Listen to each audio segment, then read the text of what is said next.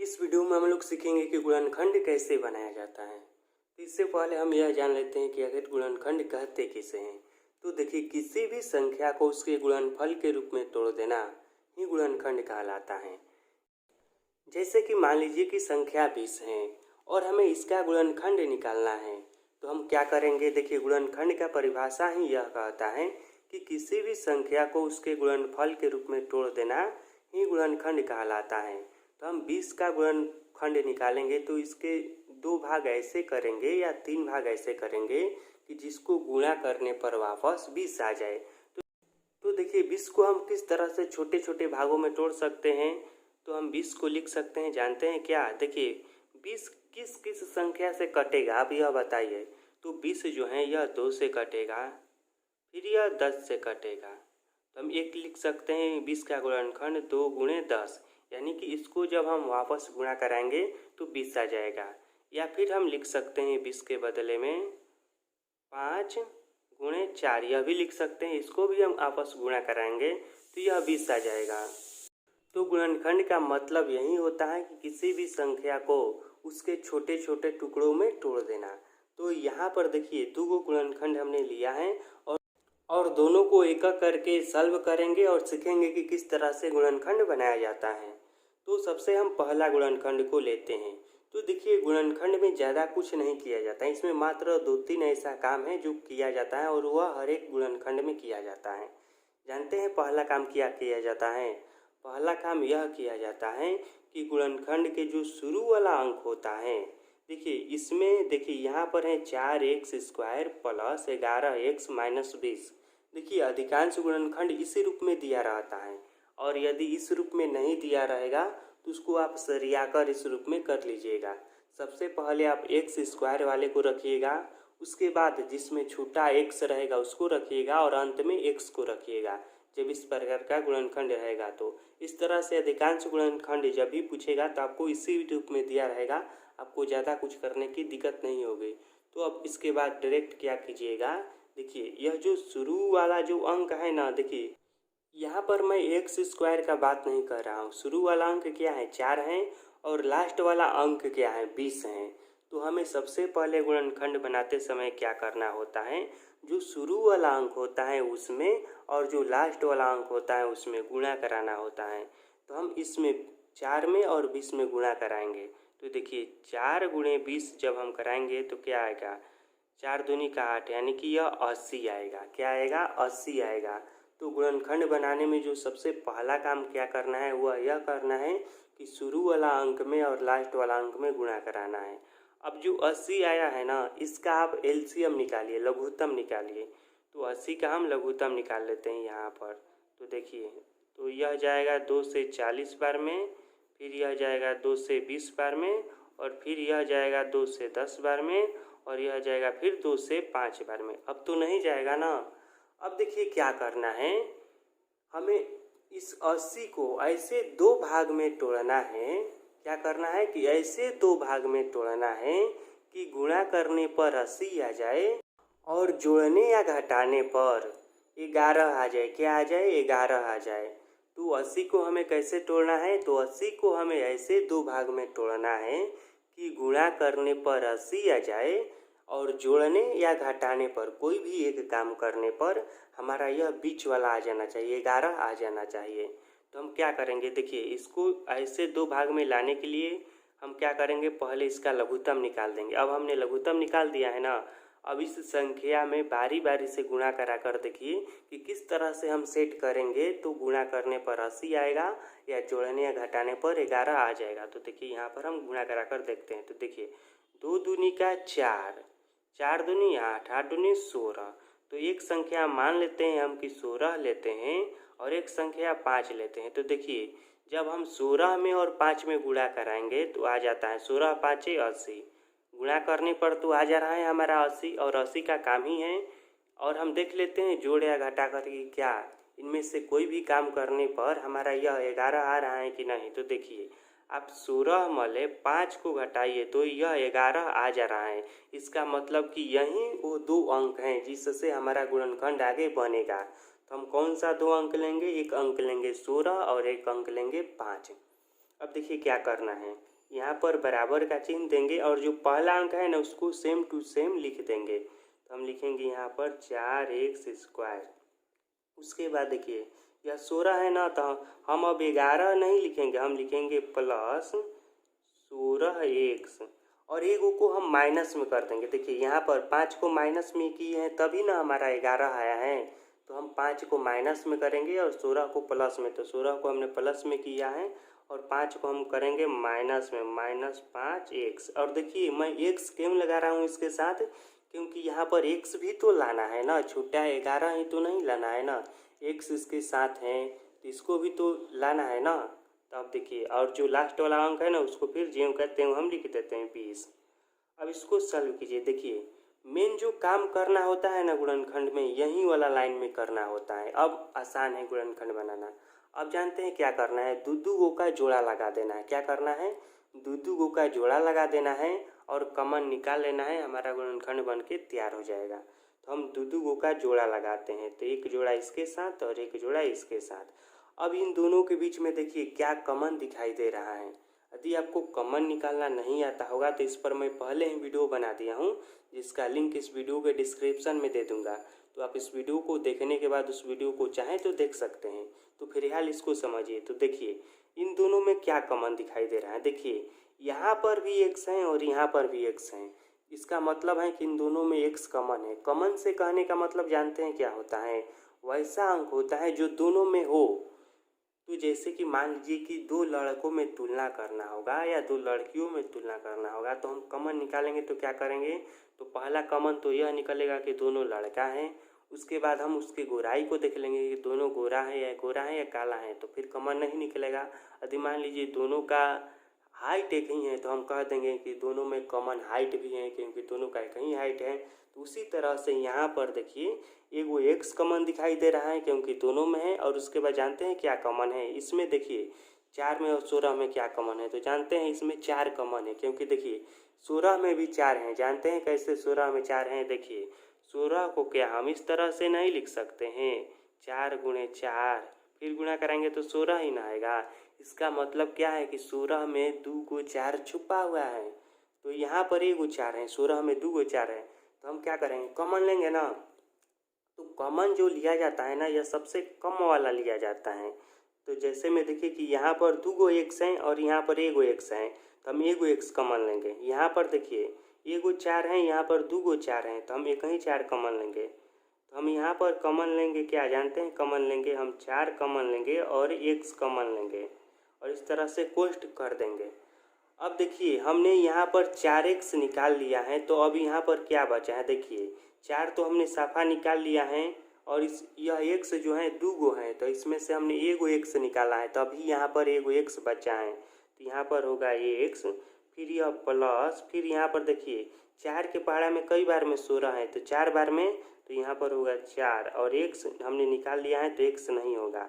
अब यहाँ पर हम कॉमन क्या लेंगे, तो पहले देखिए दोनों में माइनस है ना, तो पहले हम माइनस कॉमन ले लेते हैं, ठीक है। अब देखिए क्या लेंगे, तो इसमें देखिए इसको मैं थोड़ा सा तोड़ देता हूँ ताकि आपको और भी अच्छे से समझ में आएगा। तो इसी चीज़ को हम यहाँ पर मैं लिखता हूँ और अब मैं समझने की कोशिश कीजिएगा यह चीज़ कैसे है। देखिए यह है 5x और यह है 20 को हम क्या लिख सकते हैं, तो 20 को हम लिख सकते हैं 4 गुणे 5 लिख सकते हैं ना, यह भी तो 20 ही आएगा ना।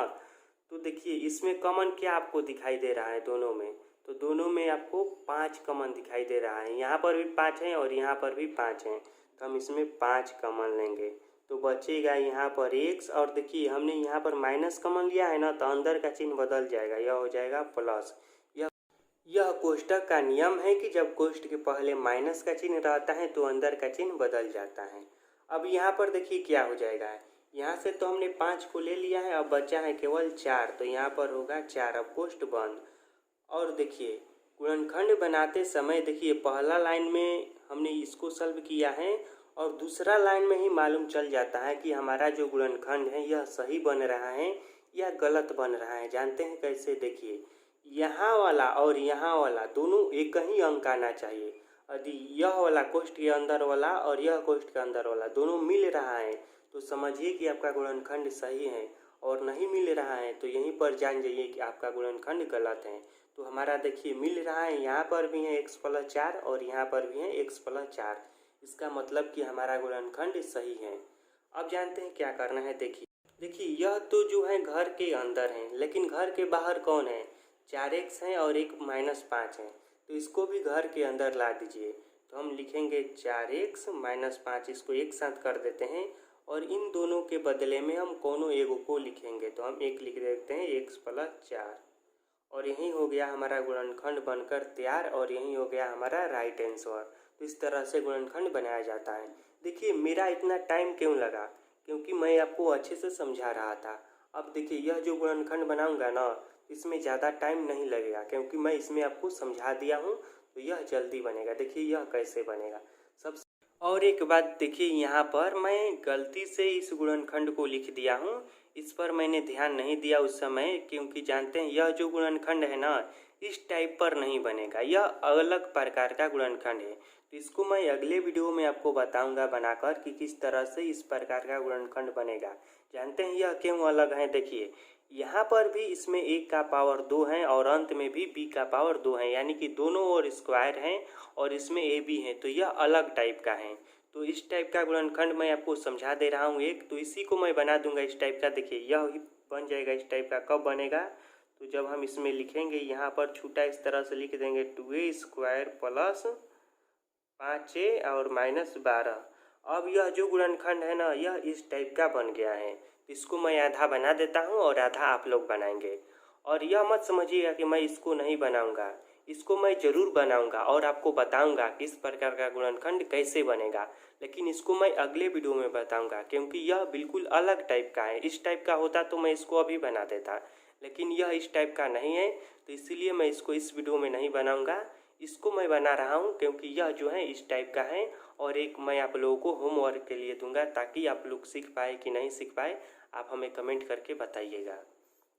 तो देखिए हमें सबसे पहला काम क्या करना है, शुरू वाला में और अंत वाला में गुणा करा देना है। तो गुणा कराइए, 2 में और 12 में गुणा कराएंगे तो क्या आएगा, तो 12 दूनी का 24 आएगा। और 24 का हमें क्या कर देना है, लघुत्तम लेना है। मैंने बताया ना कि जितना आएगा उसका लघुत्तम लेना है, तो हम 24 का लघुत्तम लेंगे। तो 24 का लघुत्तम लेंगे तो 2 से 12 बार में, फिर 2 से 6 बार में और 2 से 3 बार में। अब देखिए क्या करना है, अब हम गुणा करा कर देखेंगे कि कौन सा वो 2 अंक हैं जो जोड़ने या घटाने पर 5 आए और गुणा करने पर 24 आए। यही ना गुणनखंड का नियम है कि हमें 2 ऐसे अंक निकालना है, या 24 को तोड़कर हमें 2 ऐसे अंक निकालना है जिसको गुणा करने पर 24 आ जाए, या जोड़ने या घटाने पर यह 5 आ जाए। बीच में 5 है तो 5 आ जाए। इसमें 11 था तो हमें 11 लाना था, लेकिन इसमें 5 है तो 5 लाना है। तो हम लघुत्तम निकाल देंगे सबसे पहले। अब गुणा करा कर देखेंगे कि कौन सा वो 2 अंक बन रहा है। तो देखिए 2 से 4, 4 से 8, तो एक अंक हम ले रहे हैं 8 और एक अंक 3। तो देखिए यह क्या हो रहा है, और 8 और 3 में हम गुणा कराएंगे तो क्या आएगा, 8 का 24 हो जाएगा। यानी कि गुणा कराने पर तो यह आ जा रहा है 8 × 3 = 24 हो जा रहा है। क्या जोड़ने या घटाने पर हमारा 5 आ जा रहा है। देखिए तो हम 8 मले 3 को घटाएंगे तो 5 आ जा रहा है। इसका मतलब कि यही वो 2 अंक हैं जिससे गुणनखंड बनेगा। तो हम डायरेक्ट अब बनाते हैं। तो पहला अंक ज्यों का त्यों उतारना है, तो हम लिखेंगे 2a² फिर प्लस, अब क्या लिखेंगे, हम एक 8 लिखेंगे, तो 8 को प्लस में रखेंगे तो हम लिखेंगे 8 और ये है इसके साथ में तो ए, और फिर -3 और फिर ये है तो ए, और फिर अंत वाला ज्यों का त्यों, तो फिर 12। अब क्या करना है, दो का जोड़ा लगाना है और इनके बीच में कॉमन निकालना है। तो हम दो का जोड़ा लगा देते हैं इस तरह से। देखिए आप इस तरह से नीचे चिन्ह मत खींचिएगा, मैं आपको समझाने के लिए खींच रहा हूँ। अब देखिए इन दोनों में क्या कॉमन दिखाई दे रहा है आपको, तो इन दोनों में हमें ए दिखाई दे रहा है। उसके बाद इन दोनों में 2 हैं। जानते हैं क्यों 2 हैं, देखिए 2 के पहाड़ा में 8 है ना, तो इसका मतलब कि 8 में भी 2 छुपा हुआ है। तो हम यहाँ पर कॉमन निकालेंगे 2a। अब देखिए यहाँ से हमने 2a कॉमन निकाल लिया है, तो यहाँ पर क्या बचा है, यहाँ पर देखिए a का पावर 2 है, इसका मतलब कि इसमें 2 a है। तो एक a को हमने बाहर निकाला है, तो यहाँ पर बचा है a। तो 2 तो इसमें बचा ही नहीं है, क्योंकि ये कहीं 2 था और उसको भी हमने बाहर निकाल दिया है। अब बीचवा में प्लस है तो प्लस। अब 2 के पहाड़ा में देखिए कई बार में 8 है, तो 2 के पहाड़ा में 4 बार में 8 है, तो यहाँ पर होगा 4। और देखिए ए था तो ए को तो हमने बाहर निकाल दिया है, तो यहाँ पर अब कुछ वो नहीं बचेगा। और फिर यहाँ पर देखिए पहले तो हमें माइनस कॉमन दिखाई दे रहा है, तो माइनस को लिखेंगे। उसके बाद हमें देखिए यह 3 है और यह 12 है, 3 के पहाड़ा में क्या 12 है, तो है 3 के पहाड़ा में 12 है, तो इसका मतलब कि इसमें 3 कॉमन है, तो हम 3 लेंगे। तो 3 हमने कॉमन ले लिया है, तो यहाँ पर बचा है केवल ए। और यहाँ पर देखिए चिन्ह बदल जाएगा ना, क्योंकि माइनस कॉमन लिए हैं, तो यह हो जाएगा प्लस। और 3 के पहाड़ा में कई बार में 12 है, तो 3 के पहाड़ा में 4 बार में 12 है, तो यहाँ पर हो जाएगा 4। कोष्ठ बंद। और यहीं पर हमें मालूम भी चल जाएगा कि हमारा गुणनखंड सही बना है या गलत बना है। तो देखिए यह वाला और यह वाला दोनों एक ही आया है, इसका मतलब कि हमारा गुणनखंड सही बना है। और जो घर के बाहर है उसको भी घर में कर देते हैं और गुणनखंड बनकर तैयार हो जाएगा। तो हम एक बार लिख देते हैं 2a माइनस 3, इस तरह से कोष्ठ बंद। और एक बार इन दोनों के बदले में कोनो एगो को लिख देना है, तो हम लिखेंगे a प्लस 4। और इस तरह से गुणनखंड बनाया जाता है। अगर यह वीडियो आपको अच्छा लगा हुआ तो वीडियो को ज़रूर लाइक कर दीजिएगा। और यदि आप हमारे चैनल पर पहली बार आए हैं तो चैनल को सब्सक्राइब करके बेल आइकन को ज़रूर प्रेस करिएगा, ताकि जब भी मैं वीडियो अपलोड करूं तो सबसे पहले आप तक पहुंचे। अब देखिए मैं आपको कुछ होमवर्क दे रहा हूं और आपको बताना है और हमें कमेंट करके भी बताना है कि क्या आपसे यह टास्क जो बना या नहीं बना।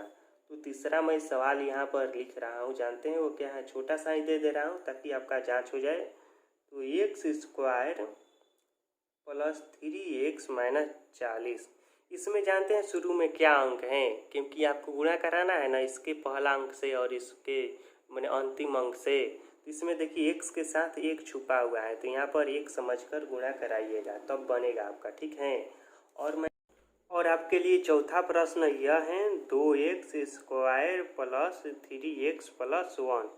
इसको आप सॉल्व करके हमें बताएंगे कि आपका क्या आंसर आया है और क्या आपसे सही बना है या नहीं बना है। और हाँ, इन दोनों का आंसर भी आप जान लीजिए, तभी तो आप बना पाएंगे। तो 3 नंबर यह जो प्रश्न है इसका आंसर आएगा यह x प्लस 8 और एक आएगा क्वेश्चन में x माइनस 5। तो आप जब बनाएंगे तो जांच कर लीजिएगा कि आपका आंसर इतना आ रहा है या नहीं आ रहा है।